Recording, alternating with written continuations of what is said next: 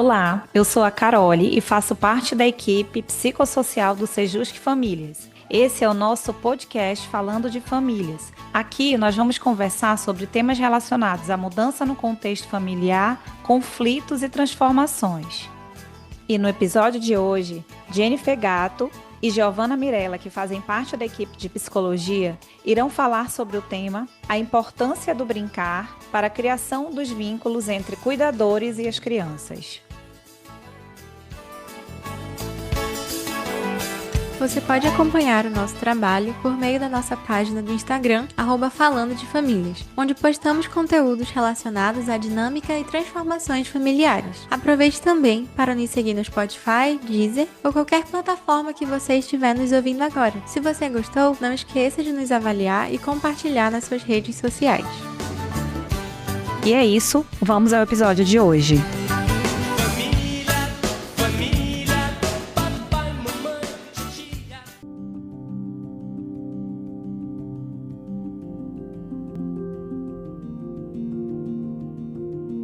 A palavra brincar deriva do latim brinco, que significa vínculo. O lúdico na infância é muito mais do que só um passatempo ou alguma atividade secundária. Na verdade, é a linguagem principal dessa fase. É a principal forma de expressão das crianças. E ao contrário do que muita gente pensa, essas atividades não são algo menor. Perspectiva de alguns autores clássicos do desenvolvimento, como Piaget, Wallon, Vygotsky, mostram que o ato de interagir com a criança fornece os principais meios para a articulação entre o desenvolvimento pessoal e sócio-histórico dos filhos. As brincadeiras são ferramentas poderosas para o crescimento. E é nesse momento que as crianças passam a conhecer melhor a si mesmo e ao mundo ao redor delas. Além da diversão, é claro, esse tempo que as crianças passam junto com os cuidadores enquanto brincam, cria uma relação de confiança entre a criança e o cuidador. E assim formam laços que duram a vida inteira. Esse carinho, junto com a atenção e o brincar, ajuda a criança a se sentir segura emocionalmente. Brincar juntos e receber orientações também ajuda muito os pais e responsáveis. Quando a família se sente apoiada, entende melhor como a criança cresce e se entende nos primeiros anos de vida, o tempo em que passam juntos se torna muito mais especial. As crianças costumam usar o faz de conta para expressar como elas estão se sentindo. Mostram as suas visões do mundo e buscam essa relação mais próxima com o adulto que cuida dela. Quando o convite para essa interação, para esse brincar, é aceito de uma forma genuína, o cuidador passa a falar a mesma língua daquela criança. Isso faz com que elas se sintam validadas e estabeleçam aquela relação de colaboração e confiança com aquela pessoa que está ali para protegê-la. Criar essa ligação forte depende muito da capacidade dos adultos de se conectarem emocionalmente com as crianças. Isso acontece através do olhar, da conversa e da própria alegria ali do momento de brincar. Esses momentos felizes trazem segurança e prazer, que são de extrema importância para que a criança cresça com saúde mental. É pela imaginação que a criança organiza o que vive, entende os sentimentos, lida com seus problemas, e ao dividir essas brincadeiras com os cuidadores, elas abrem portas do mundo particular delas, o que ajuda os adultos a entenderem as emoções pelo que essas crianças estão passando. Quando o adulto se permite participar, seja construindo algo junto, assumindo um personagem, ou simplesmente sentado no chão e se entregando à experiência daquele momento, ele deixa de lado uma postura distante, uma postura autoritária. Então, utiliza-se esse momento compartilhado para estabelecer essas conexões iniciais, que fortalece a relação que está sendo construída. Resumidamente, o brincar ajuda a criar laços, porque é uma forma importante de a criança se mostrar para o mundo. E é através dessas brincadeiras que ela revela quem é, como vê as coisas e principalmente mostra que confia naquele adulto para dividir os seus sonhos e a sua imaginação.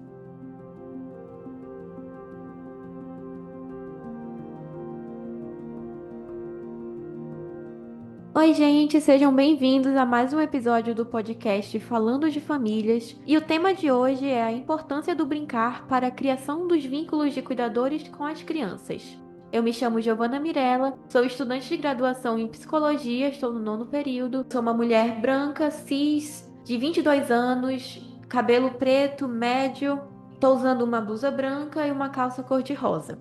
Para falar desse tema tão importante, nós temos aqui uma convidada que também é estudante de graduação e que também faz parte da nossa equipe do Sejusc Famílias. Olá, eu me chamo Jennifer. Como a Mirella falou, eu sou estudante de psicologia. Atualmente eu estou no 7º período. E hoje eu estou aqui para conversar um pouco sobre esse tema tão importante, que é o brincar para a criação de vínculos. Eu sou uma mulher cis, sou uma mulher negra de pele clara, tenho 1,70 de altura. Tenho cabelo preto, tenho 1,70 de altura, tô vestindo uma blusa branca de mangas longas com uma calça jeans e uma sandália preta. É um prazer imenso estar aqui com vocês, conversando sobre esse tema tão singular, que é o brincar, né? E eu espero que seja muito proveitoso. Jennifer, muito obrigada por estar aqui hoje. E dando início a essa conversa, a gente entende que numa rotina familiar é muito complicado entender a expressão de uma criança. Porque é a primeira vez que elas estão tendo contato com o mundo, todas as experiências delas são novas ali naquele momento. Então, por muitas vezes, eles podem acabar não conseguindo expressar muito bem o que estão sentindo. Então, existe uma certa dificuldade dos cuidadores de regular as emoções das crianças, dos filhos, certo?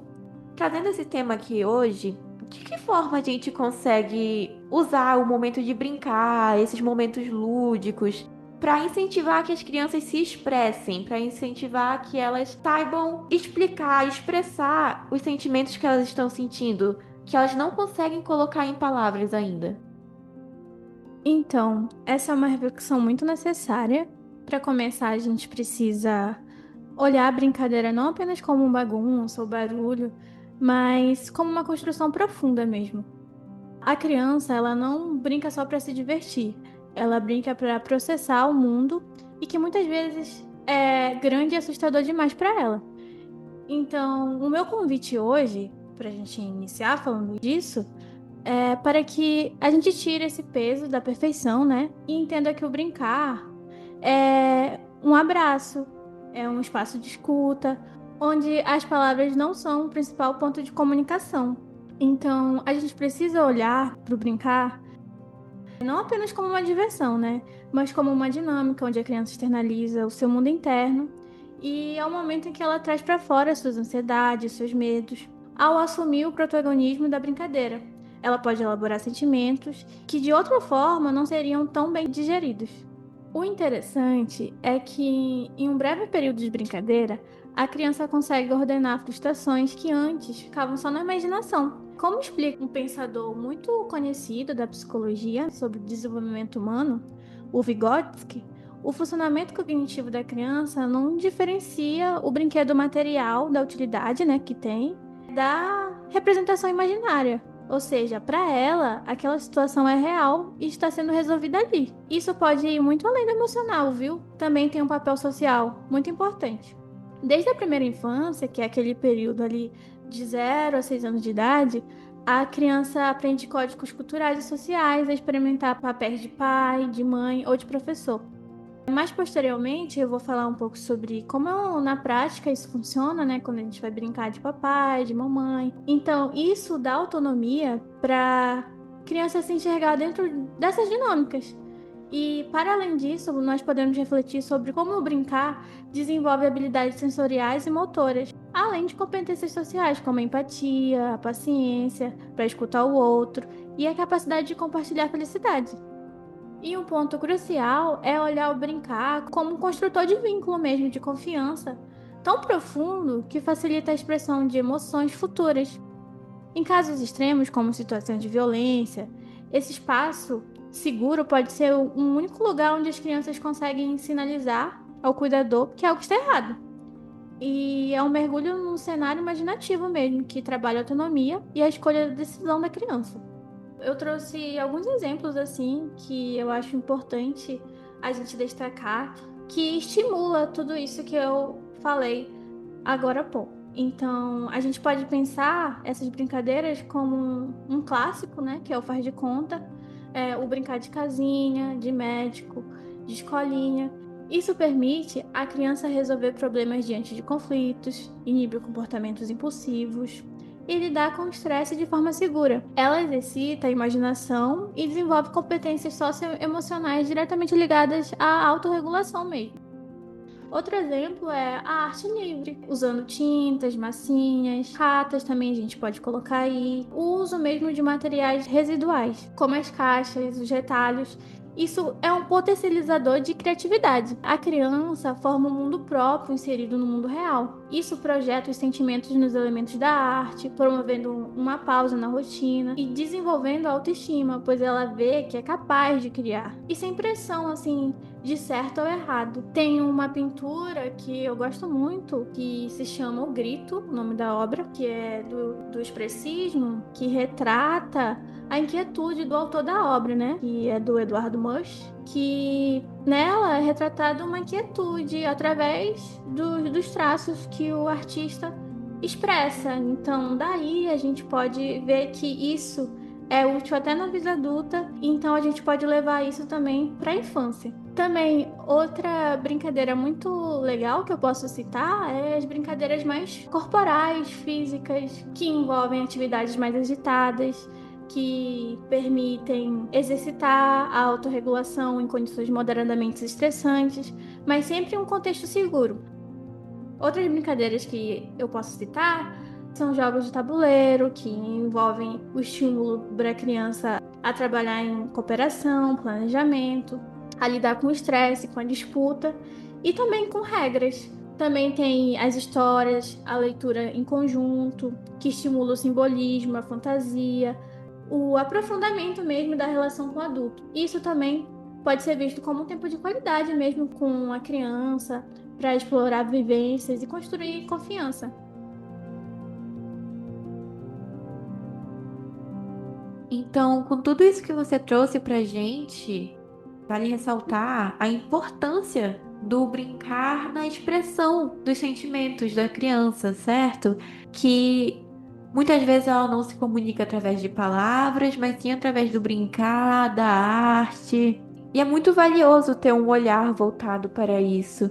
Além dessa expressão, essa forma de contar o que está sentindo sem precisar colocar em uma forma verbal, é importante também que esses momentos que a criança passa junto com o cuidador dela, não necessariamente o pai ou a mãe, mas a pessoa que está responsável por cuidar dela, cria esse vínculo. Porque para a criança conseguir expressar o que está sentindo para alguém, ela precisa ter um laço com aquela pessoa. Só que é compreensível que não seja uma realidade a todas as famílias. Então, falando do mundo ideal e do mundo real, onde o cuidador passaria ali um tempo do seu dia brincando com a criança, gastando um tempo com ela, se divertindo, produzindo arte. Esse seria o mundo ideal, mas falando no mundo real, existe aquela rotina de trabalho onde os adultos precisam voltar o seu tempo ao trabalho e a gente entende como isso é cansativo.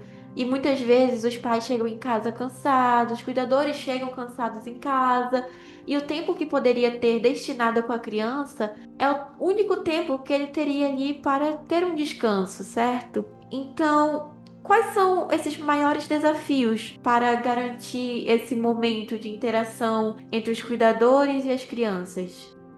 Sim, é um desafio real. Muitas vezes os pais chegam exaustos e sem disposição. Em muitas famílias o problema não é só a falta de organização das famílias, mas as condições de trabalho e o ritmo acelerado da nossa sociedade contemporânea.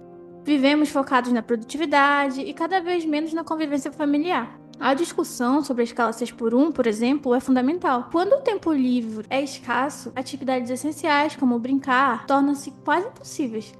O brincar é um direito da criança e uma forma de construção de vínculos afetivos. Então, garantir esse momento exige condições concretas de vivência, o que passa por jornadas de trabalhos mais humanas e pela valorização do tempo destinado à vida familiar. Então, é importante a gente pensar que o brincar não precisa ser algo elaborado. Alguns minutos de história, um desenho juntos ou uma conversa genuína durante as refeições valem muito. A criança não mede amor pela quantidade de horas, mas pela qualidade da atenção.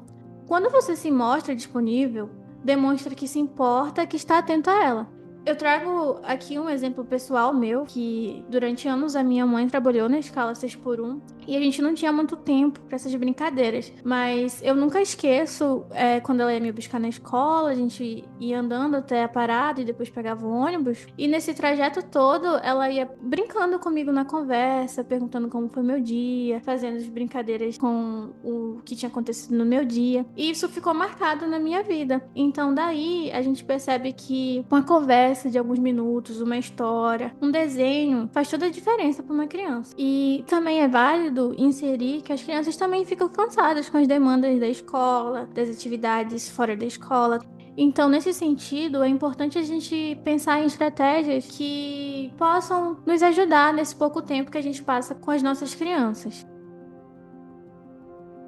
O cansaço das crianças é uma situação bem visível, inclusive. Eu já tive a oportunidade de atender crianças em muitos momentos assim, e a rotina das crianças pode parecer uma coisa leve para os adultos, porque nós já passamos por tudo o que elas já passaram. Então, os nossos desafios que nós encaramos atualmente na nossa vida adulta, na nossa vida madura, nós podemos considerar mais pesados do que o que aquela criança está passando. Só que para ela, que é a primeira vez que está passando por tudo aquilo, que está vivenciando todas as emoções pela primeira vez, que está aprendendo a lidar com as diferenças do mundo, é muito pesado. Então, uma discussão na escola pode parecer até uma besteira, entre aspas, para os adultos, mas é o mundo da criança. Ela está sentindo tudo aquilo com uma intensidade enorme que cansa ela. Fora a rotina escolar, que nós podemos pensar, porque o meu trabalho é muito mais cansativo do que a vida daquela criança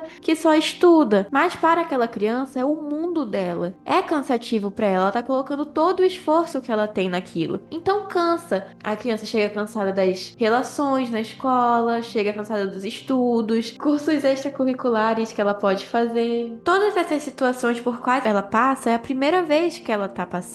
Tudo bem que ela não saiba lidar com isso, ela tá experienciando o mundo. Ela vai aprender com essas situações que ela está passando agora, por mais que sejam muito cansativas. Só que esse cansaço também interfere no brincar. Muitas vezes a criança está cansada e ela não vai querer tirar aquele tempo por conta própria para ir no cantinho dela, pegar os brinquedos dela, montar uma história. Então, nessas situações, cabem os pares, cabem outras pessoas, os cuidadores dela ou amigos que possam trazer esse incentivo no brincar, que é de extrema importância no desenvolvimento infantil. Então, dá à criança essa oportunidade de escolher do que ela quer brincar, quais brinquedos ela quer pegar, o que ela quer fazer, se ela prefere fazer uma pintura, um desenho, ou se ela quer brincar de bonequinhos, contar história, carrinhos. Então, tudo isso pode trazer um incentivo para que ela pratique esse brincar. E é claro que isso não desmerece o cansaço dos cuidadores, porque, como você disse, Jennifer, essa escala 6x1 que é tão debatida na atualidade, definitivamente é um fator que atravessa esse momento do brincar. Porque o momento que o adulto tem para cuidar de si, para descansar, é o único momento do dia, muitas vezes, que ele poderia estar dedicando àquela criança. Então é muito mais fácil que nesses momentos o adulto só entregue um celular para a criança, ou então coloque um YouTube na televisão e deixe a criança sentada ali, porque pelo menos ela está se distraindo, enquanto o adulto tira um tempo para si. Ou então, muitas vezes, numa situação prática, no dia a dia, onde o adulto precisa resolver com urgência um problema, digamos que num banco, no médico, e não tenha com quem deixar a criança. Leva a criança consigo, passa a manhã inteira ali naquela cadeira, naquela fila de espera, e a criança fica entediada, a criança fica cansada. É muito mais fácil apenas entregar o celular na mão da criança e falar: toma, te diverte, te distrai. E é nesses momentos cansativos em que as telas se tornam um refúgio, se tornam um socorro. Quando poderia existir esse momento de um vínculo maior com uma conversa, como você explicou, como você falou de brincar, de conversar sobre o dia a dia. Então, com esse tópico em mente, como você poderia explicar a diferença desse momento prático, das brincadeiras, do diálogo, para o momento de exposição a telas, do contato com o celular? Como que isso pode se adaptar para cada família? Pois é, Mirella, é importante a gente falar sobre isso, porque na tela a criança é um sujeito passivo. No brincar prático, ela é protagonista. Muitos pesquisadores destacam que o algoritmo entrega a recompensa imediata e o estímulo constante, o que reduz a tolerância ao tédio e enfraquece três habilidades centrais: a autorregulação, o cérebro assim não tem um freio e acaba gerando irritação no pós-tela. Também outro fator é a criatividade funcional. A criança consome imagens prontas em vez de produzir símbolos, e isso impacta a linguagem e a resolução de problemas. Também tem um vínculo, a tela não responde ao sorriso ou a um choro em tempo real. Então, isso pode implicar no desenvolvimento mesmo da reação humana dessa criança. E vocês podem estar se perguntando como que a gente pode graduar esse uso, né? A gente precisa ter em mente que as crianças elas aprendem por imitação. Se elas veem os pais o tempo todo no celular, elas vão querer também. Então, a recomendação é tela só após os 2 anos de idade. E no máximo 1 hora por dia. Mas para quem já usa há muito tempo, a redução deve ser gradual, oferecendo alternativas como leitura ou atividades ao ar livre. Uma estratégia ótima é construir acordos com a criança sobre o tempo de uso. Isso estimula a comunicação e faz com que ela se sinta ouvida. E se for usar a tela, tente transformar em algo interativo. A gente sabe que a proibição das telas não é uma opção muito viável, porque a gente precisa do celular, do tablet para diferentes necessidades. Como a Mirella tinha comentado, as famílias são atravessadas por diversos contextos, então não tem como a gente pegar essa criança de 2 ou a 1 ano de idade ou mais velha e proibir o uso, porque a gente não sabe pelo que essas famílias são atravessadas, então se tem uma necessidade mesmo, porque cada família tem uma necessidade diferente. E o outro fator é a questão do pertencimento das crianças no meio social. A gente sabe que hoje em dia a maioria das crianças tem um celular, tem um tablet, então elas estão integradas nesse mundo digital. E se a gente pega uma criança que não tem um celular, não tem um tablet, a gente vê o quão pode ser difícil a comunicação com aquelas crianças que têm esse aparelho. Porque, um exemplo, hoje em dia a gente sabe que tem muitas crianças que costumam assistir vídeo no YouTube, costumam jogar certos jogos e elas conversam sobre isso. Então a gente pode pensar como é que uma criança que não assiste, não joga essas coisas, vai interagir com uma que não joga. Pode ter essa questão do pertencimento mesmo. Então, a gente sabe que é um assunto delicado, mas é um assunto que a gente precisa pensar sobre. O que a gente precisa ter em mente também é que mesmo essas crianças, esses adolescentes, utilizando essas telas, elas precisam ser incentivadas a fazer uma atividade interativa.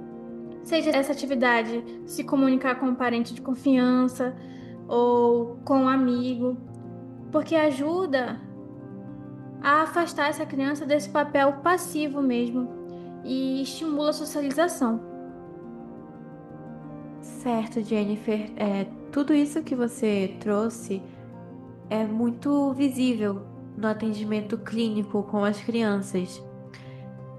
A respeito do que você comentou sobre a criatividade funcional, é algo que eu já pude observar durante os atendimentos infantis, que essas crianças que têm mais contato com telas, com redes sociais, com jogos, tem uma criatividade limitada. Quando você pede para essa criança fazer um desenho ou contar uma história, ela está limitada àquilo que ela já observou, as imagens prontas, como você citou, ela está limitada a essas imagens prontas. Então, ela não, ela muitas vezes não chega a contar histórias que ela mesma foi capaz de criar, ou então situações do dia a dia dela. Ela traz a você situações que ela pôde observar em telas. Então, quando você pede para uma criança construir uma história, ela acaba te contando a história de um jogo que ela jogou, por exemplo. Essa criatividade realmente acaba sendo prejudicada. E não só a criatividade, como você citou, a autorregulação também. É visível durante os atendimentos quando a criança precisa entrar no consultório, deixar o celular de lado ali com a mãe, com o pai, com o cuidador, ela fica irritada. Ela não quer estar ali em um lugar, em um momento, sem aquele aparelho que acompanha o dia a dia dela. Além de que nas telas a imagem é acelerada, tem um mundo dentro daquele aparelho ali, é muita informação. São pixels brilhando a todo momento, uma informação extremamente acelerada, contatos acelerados, então tudo é muito imediato. Que também eu já pude observar durante os atendimentos que faz com que as crianças fiquem mais ansiosas de certa forma. Além da questão da segurança também, porque na internet a criança é capaz de consumir o que ela quiser justamente por haver um mundo inteiro ali dentro daquele aparelho. Então, esse cuidado com a exposição, com o excesso de telas, é realmente importante. Mas vale destacar que não é viável a proibição, como você falou. Existe a questão do pertencimento, existe a questão de que se a criança já tem esse contato, ela vai sofrer muito se for retirado de forma brusca dela. Então, por isso que a gente está trazendo aqui esse tema hoje da importância do brincar, porque ao invés de trazer essa super exposição a telas, pode haver ali um momento de interação entre humanos, entre cuidador e criança. Porque como nós conversamos aqui, durante o brincar, existe um laço que é formado, existe uma relação de confiança, existe aquele adulto ali que vai ser o porto seguro da criança, com quem ela vai contar, com quem ela vai se divertir. Eu conseguia notar bastante isso durante os atendimentos, porque no momento em que você parava para dar uma atenção real àquela criança, principalmente as crianças que passam a maior parte do seu tempo livre em telas, em televisão, celular, tablet. No momento em que você dá uma atenção real para aquela criança, ela te acolhe com muito carinho, com muito cuidado. Ela te vê como uma pessoa importante que está ali para cuidar dela. Mesmo que você não seja da família, no meu caso, eu fazia um atendimento psicológico com elas. Então, eu estava ali ouvindo elas e isso fazia com que elas confiassem em mim. Não apenas para contar as situações do seu dia a dia, mas também para brincar, para se expressar de uma forma segura, que é o que a gente busca, que a criança se sinta confortável, que ela tenha aquele adulto de referência. Isso não cabe apenas aos pais, mas todos os adultos que circulam aquela criança, porque a criança ela é uma responsabilidade do meio social. Então existe esse cuidado vindo de nós como sociedades para zelar pelo cuidado dessa criança. Então, com toda essa reflexão do nosso diálogo de hoje, Jennifer, eu queria te agradecer por todo o conhecimento que você trouxe, que eu tenho certeza que vai ser de extrema importância para quem está nos ouvindo. Muito obrigada pela sua presença, foi um prazer te ter aqui hoje. Eu que agradeço, Mirella. Muito obrigada por estar aqui comigo, conversando um pouco sobre esse assunto tão importante, que é o brincar para a criação dos vínculos de cuidadores com as crianças. Então, eu espero que todos os cuidadores consigam encontrar esses pequenos espaços de brincadeiras e conexões com essas crianças. Foi uma honra estar aqui e é isso. Muito obrigada pela companhia. Muito obrigada a você também que está nos ouvindo. Obrigada por acompanhar o tema Importância do Brincar para a Criação de Vínculo entre Cuidadores e Crianças. Obrigada por ter nos acompanhado e nos vemos no próximo episódio. Esse podcast foi produzido pela equipe psicossocial do Sejusc Famílias, do Tribunal de Justiça do Amazonas. Para acompanhar o nosso trabalho, acesse o Instagram e TikTok @falando de famílias.